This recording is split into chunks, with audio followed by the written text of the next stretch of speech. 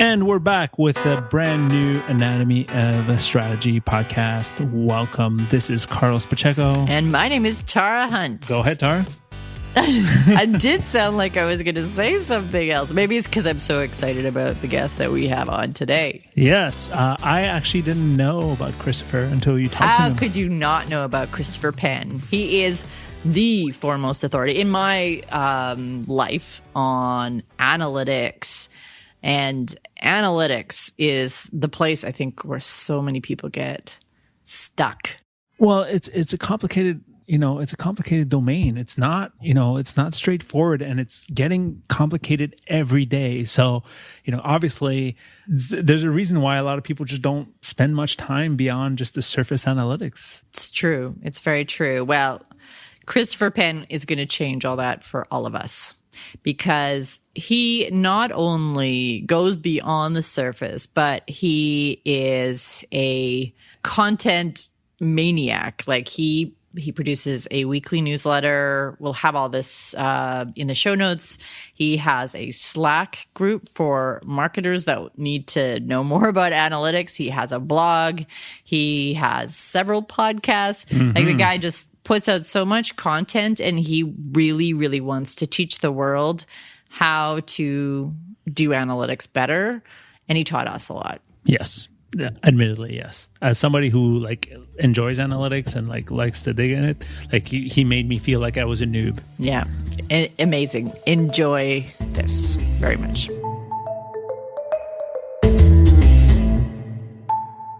So, Carlos, we have a really amazing guest here today.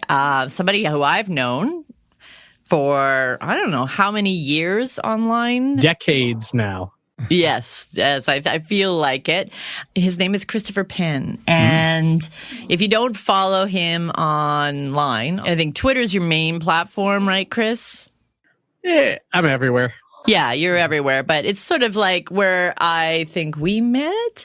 Yes. And if you don't follow him there, you're missing a lot of really great insights when it comes to data and analytics. And I know that our audience has a lot of questions when it comes to data and analytics. A lot of you out there are very much focused on content, brand, the creative side, creating engagement, but metrics and data and all of that stuff feels like it's like a big glom of a black box. What do you think, Carlos?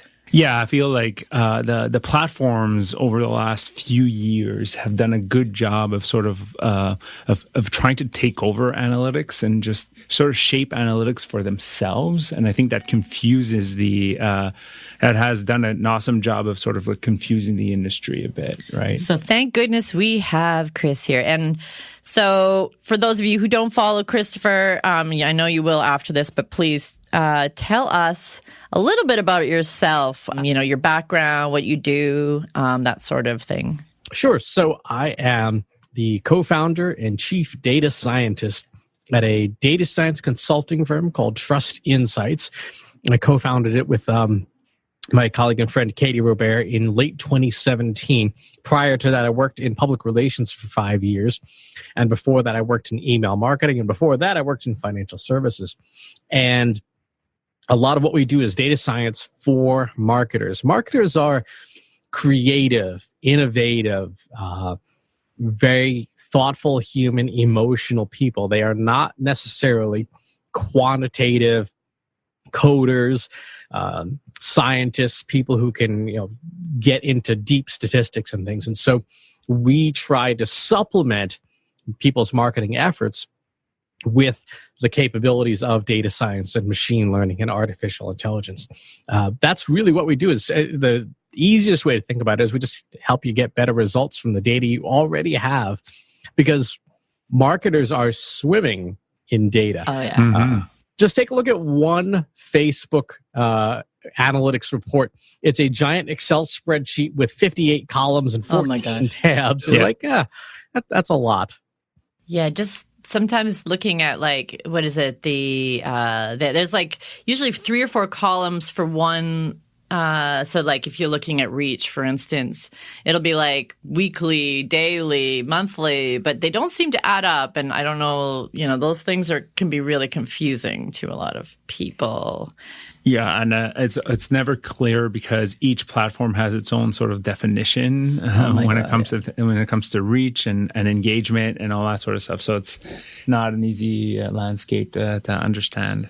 I'm curious about this chief data scientist, I guess, title. Tell us a little bit more about what chief data scientist is and does. Sure. So data science is the intersection of three different disciplines.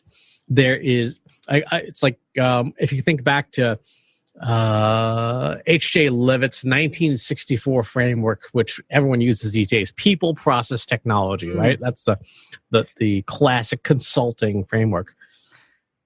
Data science is the platform being able to write code in languages like R or Python, being able to understand the scientific method and statistical processes, sort of academics and book and knowledge, academic knowledge. And then on the people and business side, being able to understand business requirements, business goals, business outcomes. A data scientist has to be capable in all three areas. Most data scientists, myself included, have a leaning towards one area. I lean towards the code and technology side, but we've got to have a limb of some kind in all three areas. I would say a foot, but we have 2 feet in those three areas. Yeah. So what are those, like, what do those three areas look like then? Like having a limb in each of them? So being able to understand someone's corporate strategy, their marketing strategy, what are you trying to achieve? What are your business goals? How do you tie those goals to the activities and the KPIs that matter to you, that you're measured on? This is really important in marketing because in many cases in marketing, it is a squiggly line between what a marketer does day to day and a metric that shows up on the P&L. So that's an example in the people side. In the process side, it really is understanding the scientific method. How do you set up experiments? How do you prove or disprove certain things? How do you construct a good hypothesis? One of the things that marketers have a tendency to do is to not do thorough testing and not be able to show statistically significant results. The classic mistake here, we'll throw this back 10 years. When A/B testing first came to email marketing, people were like, okay, we're going to send version A, we're going to send version B. Version A got 400 clicks, version B got 404 clicks. Version B is the winner. And everybody, we're going to use version B.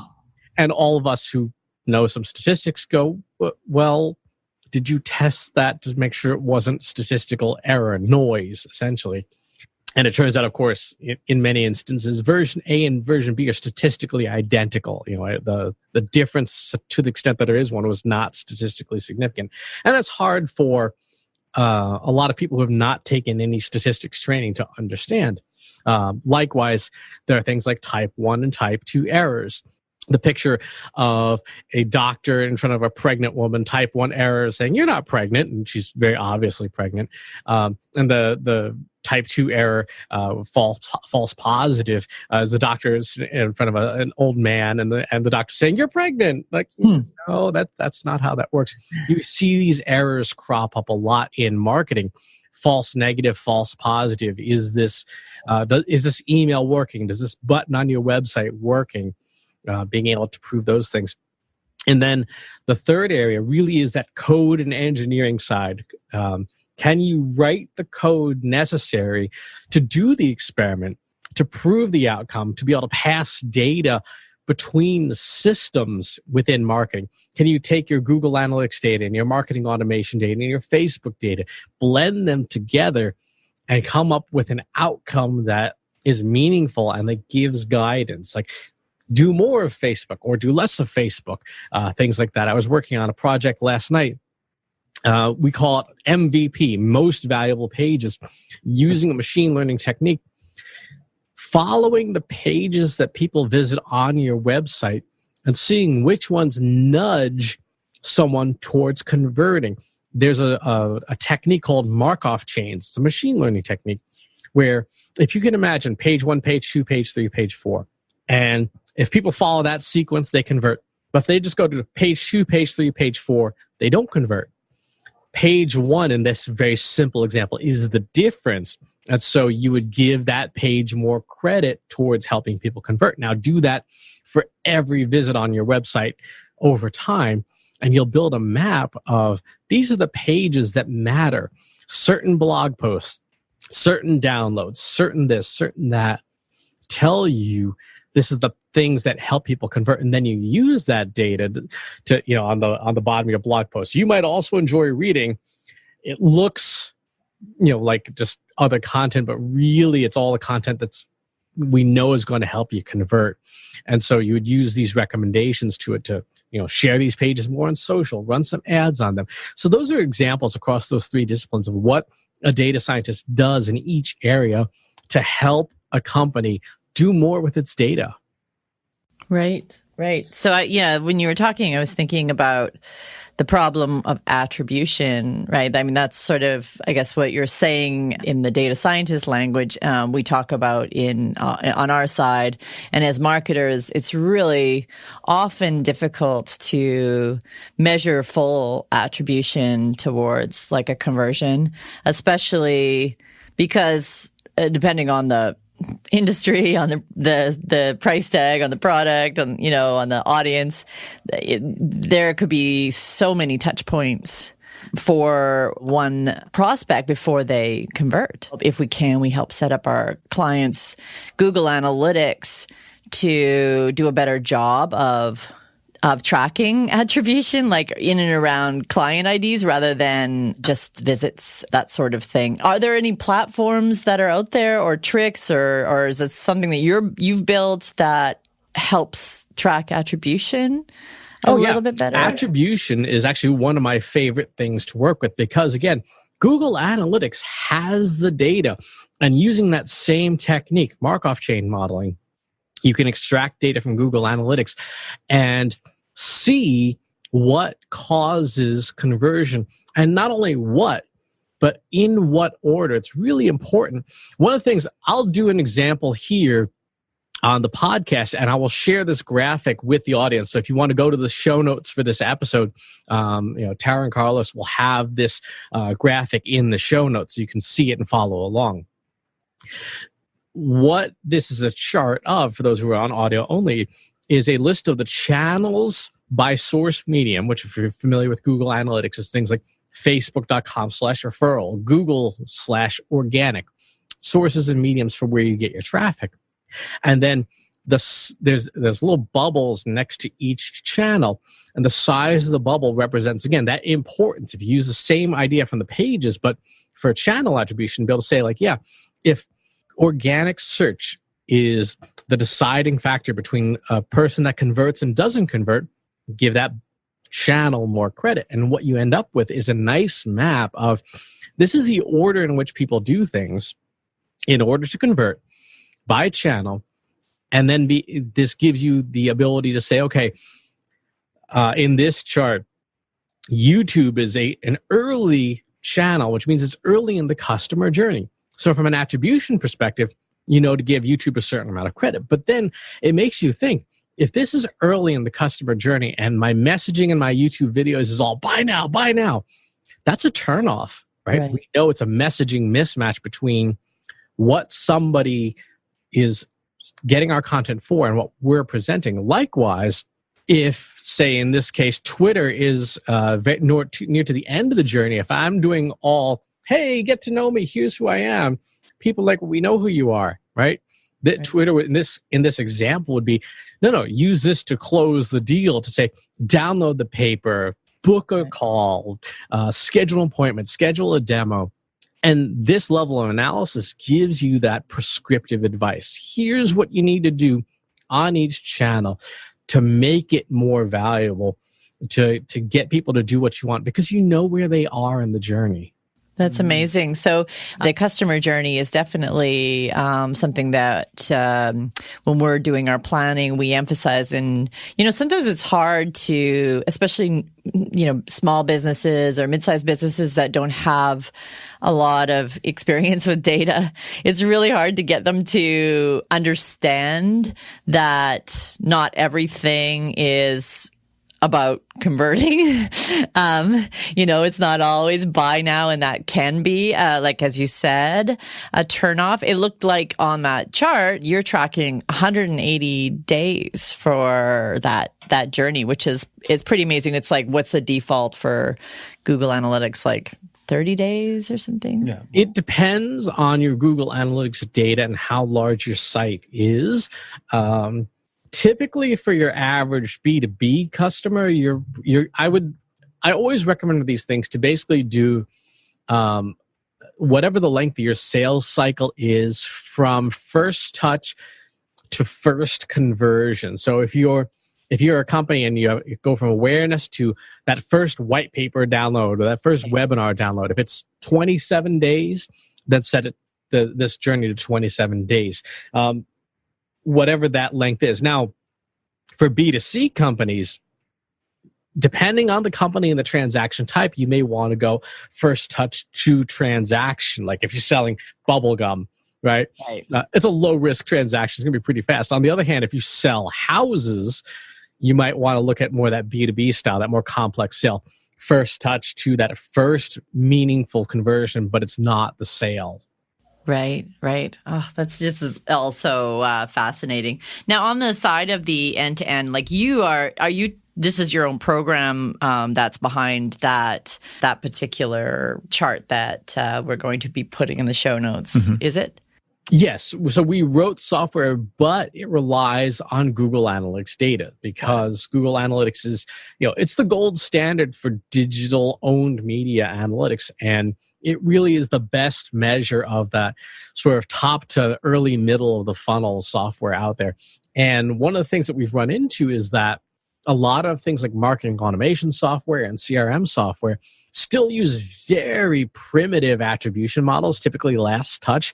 And that was fine in 2006, right? That was fine in 2009. A decade later, things have evolved, and companies, a lot of these vendors have not kept up. So we've had to write our own software. Yeah, because we've struggled to find something that tracks end-to-end analytics, and the best thing we find is we use we're using Lickstats, which is a competitor to Bitly that allows us to put segments that automatically create a UTM code for each piece of content or each touch point that we put out into the world. So whether it's like the same link, but it's on 3 different tweets, on our Linktree on Instagram, in our newsletter, it all sort of is attributes to whereabouts. We might put the same link in one article, but say it's like the link 1, link 2, link 3. So we understand where people are clicking and converting all the way through. That's the best route that we've found for people who don't have our Python coding skills like you. What would you suggest as far as tracking end to end? Yeah, that's not a bad approach. The other thing is that there are really good, more advanced analytics packages out there. Omniture from Adobe costs you an arm and a leg and your firstborn child, but it does have a little more integration. More than anything, though, and kind of to your point about link shorteners, it's not that Google Analytics or whatever can't track this stuff. It's that people typically don't have the discipline or the processes in place to tag everything properly automatically.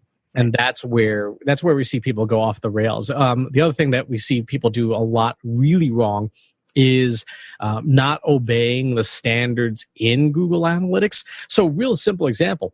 If you use a UTM tag and you specify the source is Facebook and you capitalize the F, Google Analytics will no longer classify that as social media. It will classify it as referral traffic because everything in Google Analytics is lowercase. So there are little gotchas all over the application that you either need to understand or if you have the more advanced code on the back end, when the data comes in, you have to clean it up. We find this to be the case a lot for our customers. We will typically end up writing custom importers from their Google Analytics, clean up their data, clean up their mistakes on the way in so that we can show them what's really going on. If it was one customer of ours, they've been running, thousands of dollars a day in Facebook ads. And they're like, yeah, we can't see any impact in our analytics. And we look in the data and go, well, it's because your tagging software that you're using for these paid posts is not putting in a medium of social, and it's putting in this bizarre sequence of names in your source. So Google Analytics classifies it as other, and all the conversions were in this other bucket. We're like, no, actually, you've got thousands of conversions. Like, what you're doing is working. It's just that you're doing it wrong, and from the data side. So clearly the next steps for that particular case was like, stop doing the stuff wrong, and then retroactively cleaning up the data as best as possible. So there's no way that you can go in, because like even Twitter, right? Sometimes Twitter referrals are t.co versus Twitter. And then there's another m.twitter, depending on where people are clicking on the tweets. Yeah. There's no way to tell Google Analytics, hey, treat these all as Twitter referrals. There is actually. You have to go deep into the settings and change all that. There's some advanced setup stuff that you have to do, but you can do that. Ooh, do you have a course or any sort of something that people can buy to get into to understand how to fix those settings? We do it for people. We haven't put it together in a course yet. That's actually not a bad idea, because it is kind of boring to just keep doing the same thing over and over again. Yeah. I mean, it's funny because we're actually building ourselves a series of courses because of that whole reason, and in a product because we keep doing the same thing over and over again for clients that we feel like a lot of people could get value from. So we could always hire you to put that course together as well and do a revenue share. Back to that list, you had a lot of social platforms. And speaking of social platforms, Trust Insights publishes a lot of interesting data on organic engagement and conversions, et cetera, through these platforms. And you've seen a disturbing trend maybe over time for some of them, definitely Instagram lately. Is that the case? So, yes. We extract data using Facebook's CrowdTangle software, actually, which is a tool available mostly to journalists. We were a very early adopter, so we got grandfathered in. Used to cost $1,500 a month. Now it's free, but it has a 3-year wait list. But what CrowdTangle does is it allows you to load tens or dozens or hundreds or thousands of social handles for Facebook, Twitter, Instagram, and Reddit, and then extract every post those accounts have made for up to 2 years worth of back history. So one of the things we do is we keep an eye on what's happening on these social platforms.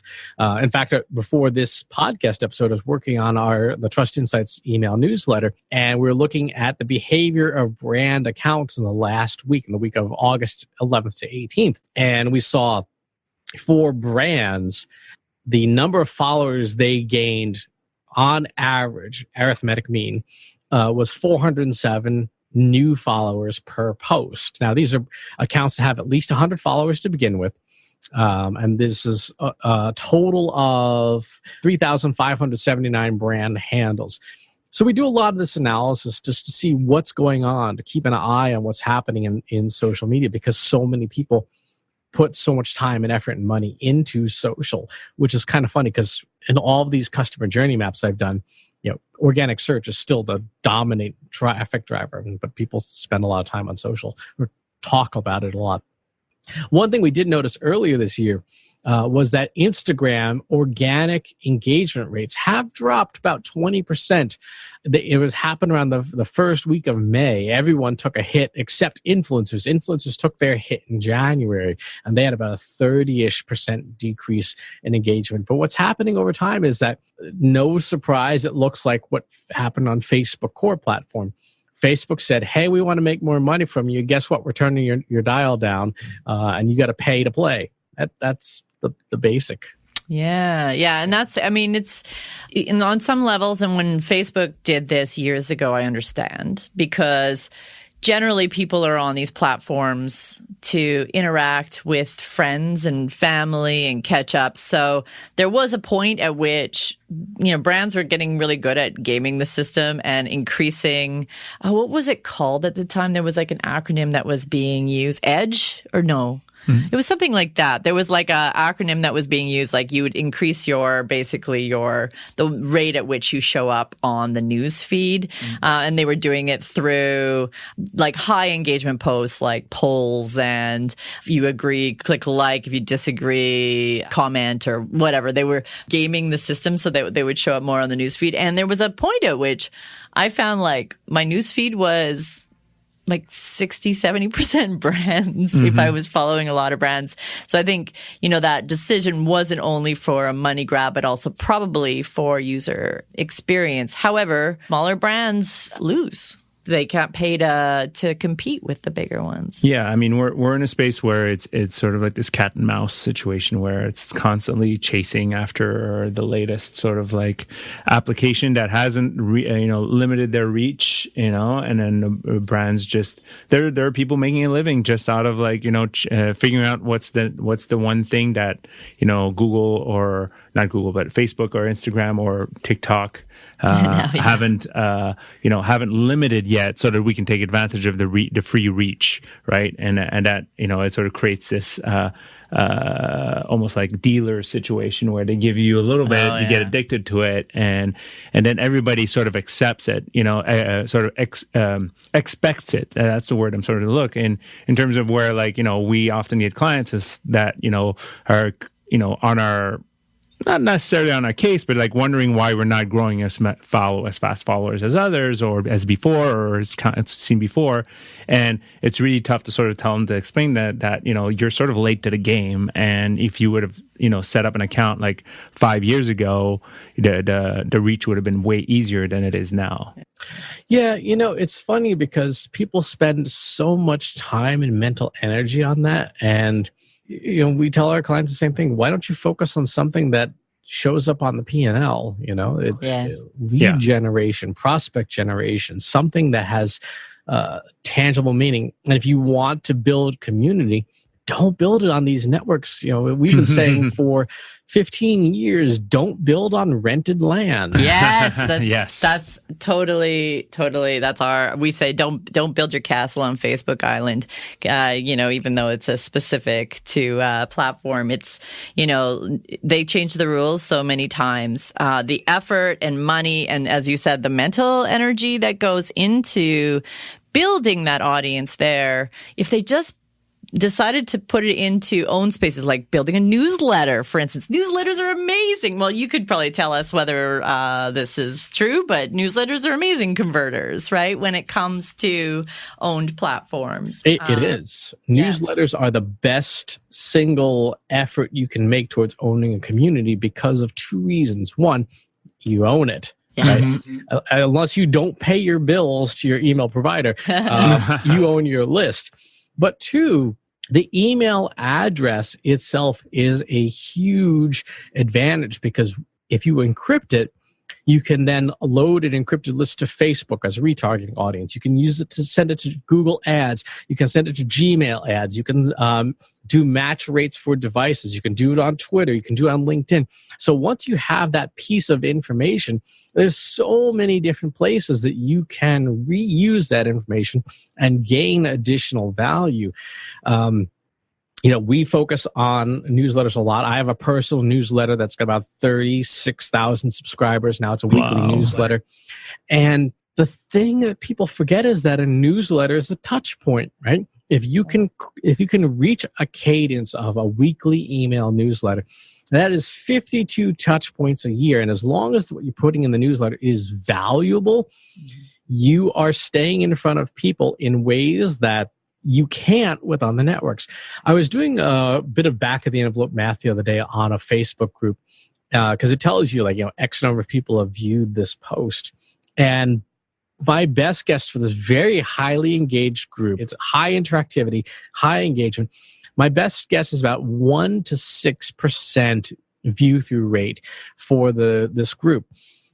When I look at my email newsletter, you're to anywhere from 10 to 30% view through rate, I mean open rate. Why would you invest all that time in a Facebook group when you could get 10x the results out of your email newsletter list? Absolutely. And especially, Facebook groups is probably, the best way to engage your audience these days on Facebook, I find. But Facebook, when they realize how brands are taking advantage of that, they're probably going to change their rules. Actually, they've already started changing some things on that side of it. I think last week they announced that you can no longer have a secret group. They can be private, but it can no longer be secret. So I think that's sort of like those steps they're taking to limit, that type of thing. And here's the other thing about Facebook groups. You can advertise to Facebook groups. When you think about that, it's like, I could advertise to Tara's group.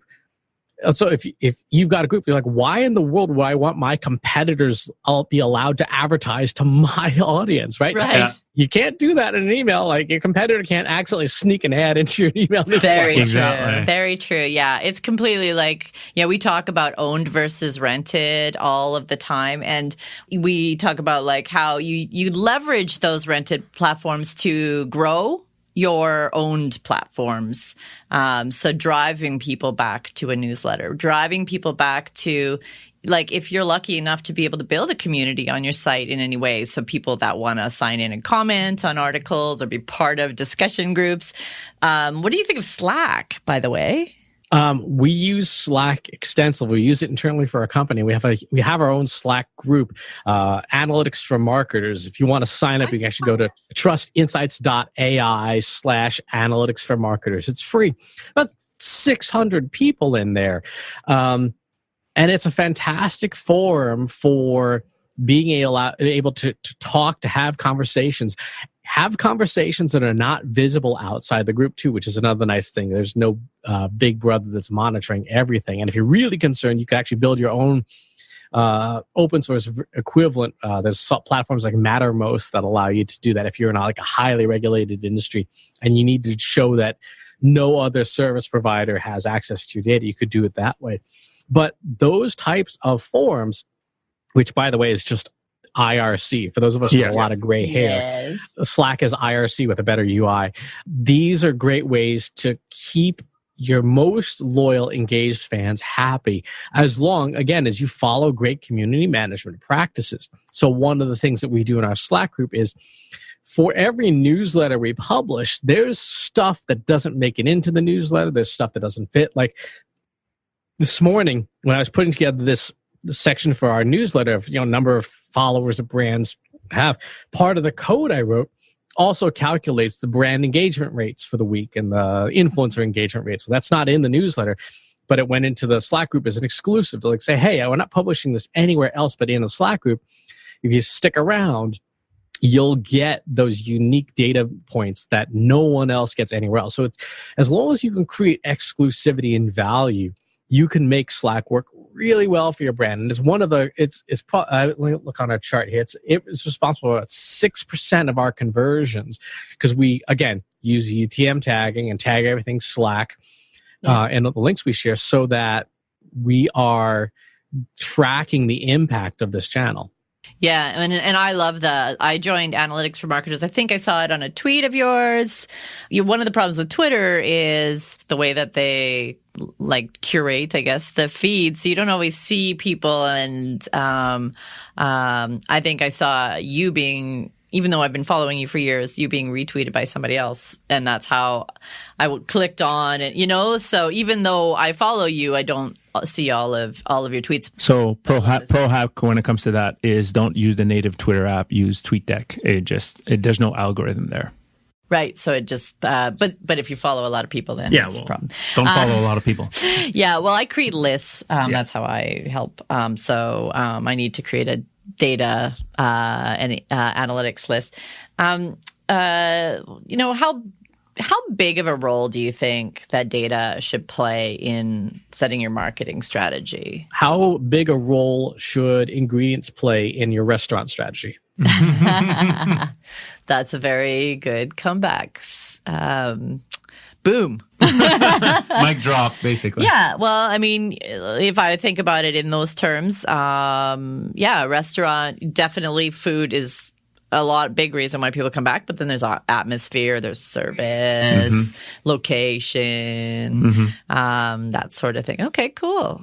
Yeah, because we try to balance the, and brand is a very difficult metric, like a difficult thing to measure. We had a very smart person from Strata Insights, actually, Tracy Chong, on a bunch of months ago, and they create brand metric analyses for companies, and that'll include every touch point you have, even after the sale, and what's in the news. And I was thinking about it just recently when Equinox, which is the gym that I go to, had did you hear about this, Chris? Like one of their founders is throwing involved. He's like throwing Trump dinners. Yeah. And so all these big celebrities are pulling out of Equinox, and I'm sitting there going, oh no, I really like the classes in my personal trainer at Equinox. I feel torn. And I didn't quit Equinox, but I used to wear the t-shirt a lot outside of the gym in Pride. And now that t-shirt has been shoved to the bottom of my drawer. So that sort of thing, right? Like a customer pride does change things, because before I was willing to promote my Equinox pride outwards, and now I'm hesitant about that. I'm sure that's going to affect brand valuation over time, right? Yeah. Well, see, here's the thing about brand. Brand isn't difficult to measure. Brand is expensive to measure. That's the difference.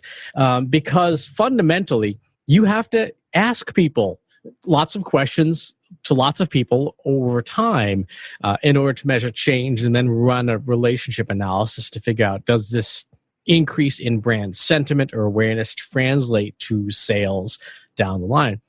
There are very well proven ways to measure brand. NPS scores is an example of just one. But it's expensive. And a lot of companies, particularly SMBs, are not willing to make the investment, which I always find baffling. You're like, okay, we're going to spend $1 million on this marketing campaign. Cool. How are you going to measure it? Oh, we'll just guess. Wouldn't you like to know whether you're going to waste $1 million now?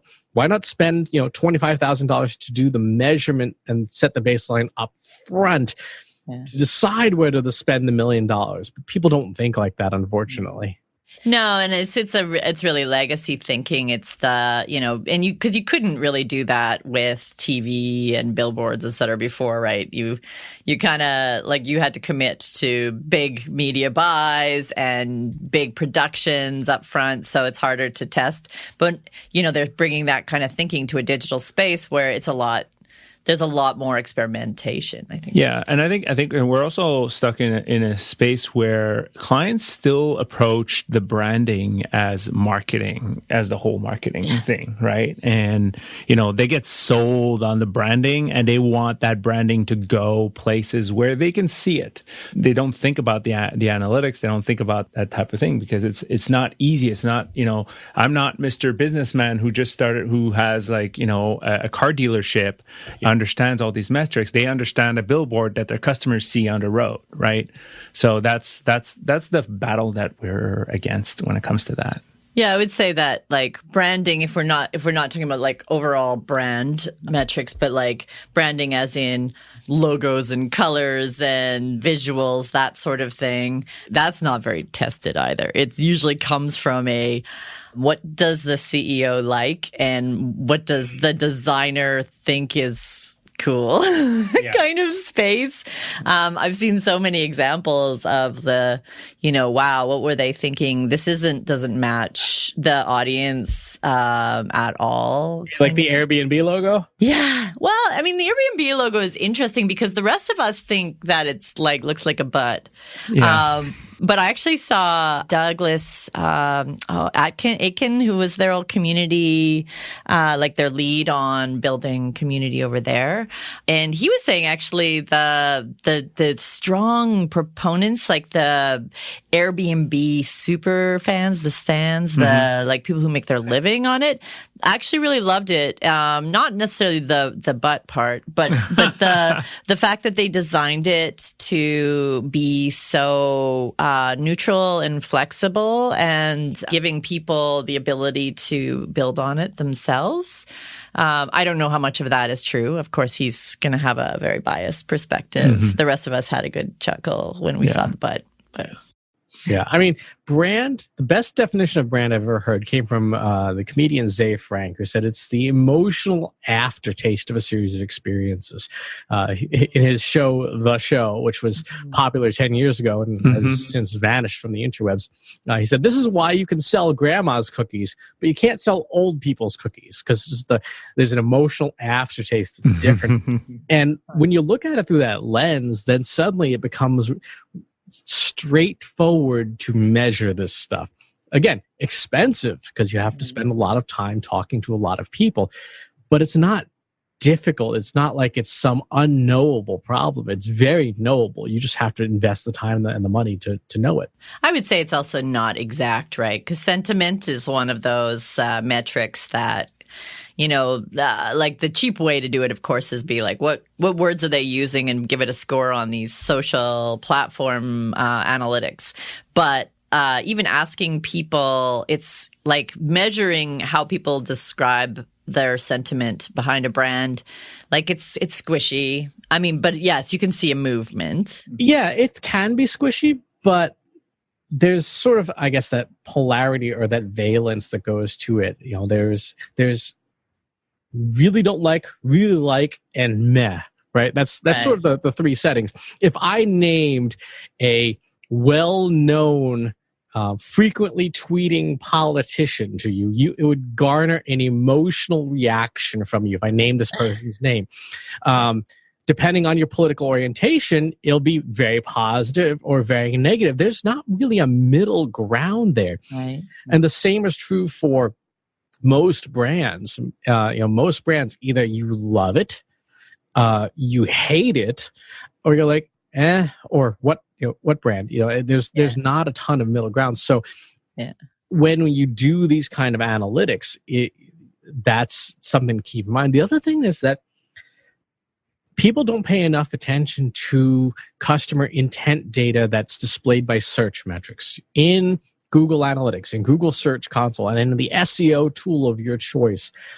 You can get detailed data about how often people search for your company, your product, your service by name. If the amount is 0, you have a brand problem, right? Search is perfect brand recall data, because if people can't remember who you are, they're not going to search for you. Yep. Yeah, absolutely. That's a good insight. Yeah, it just feels like over the last few years, as brands have been sold the whole social engagement and platforms, that they've lost that, that they haven't focused a lot in the value that search has always been there, right? And you sort of get, I remember, I would say 5 years ago, people were saying, oh, SEO is dead. And then about 2 years ago, I started seeing more like rumblings of like, oh, SEO is back, right? And it's never went away. It's just that, it was sort of taken over by this whole the drug that is social reach, all that sort of. Oh, it's like people said email is dead too. My rule of thumb is anyone that says anything X thing is dead is trying to sell you something. Yeah, that's a very good rule. Love it. Excellent. On that note, please do sell us something. Christopher, tell us where people can find you. You have feel free to list everything. I know you have a podcast. You have, of course, the Slack group. You have the newsletter, et cetera, et cetera. Please. We'll link all those. I'm sure that people will want to follow you everywhere. Please tell us now where that would be. For my company and all the stuff we do, if you want help with your data and marketing, trustinsights.ai. For me personally, ChristopherSPenn.com is my website, and you can find all the social channels and stuff from there. And my most recent book is AI for Marketers, the second edition, which you can find at the blandly named AIforMarketersBook.com. But it's straightforward. I'm sure it's got good Google juice. No, I am a huge fan of cup of soup marketing. Like you name it what it is, and people don't have to guess. Don't make people think. Yeah, absolutely. And then your podcast is marketingovercoffee.com. Awesome. You also have a Trust Insights podcast, right? We do, yes, which you can find at the Trust Insights website. Yeah. Excellent. Well, thank you so much. This has been hugely valuable. I'm sure that you turned everybody on to thinking about their analytics and data in a different way. Thank you so much for being here. Thank you. Thank you for having me.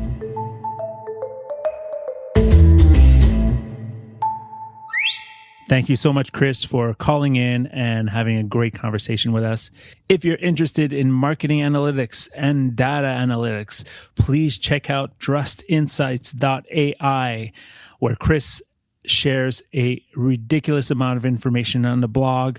They also have this amazing Slack group that's really engaged and talking about everything analytics. You should definitely check it out. Chris also has a podcast called Marketing Over Coffee. You should check it out. Finally, our own promotion. Thank you so much if you're listening. If you're new to the show, please subscribe, listen to older episodes. We got 26 episodes so far under our belt. If you're listening on Apple Podcasts, please give us a review. It really helps grow the podcast and spread the word. Thanks for listening. We'll see you on the next one.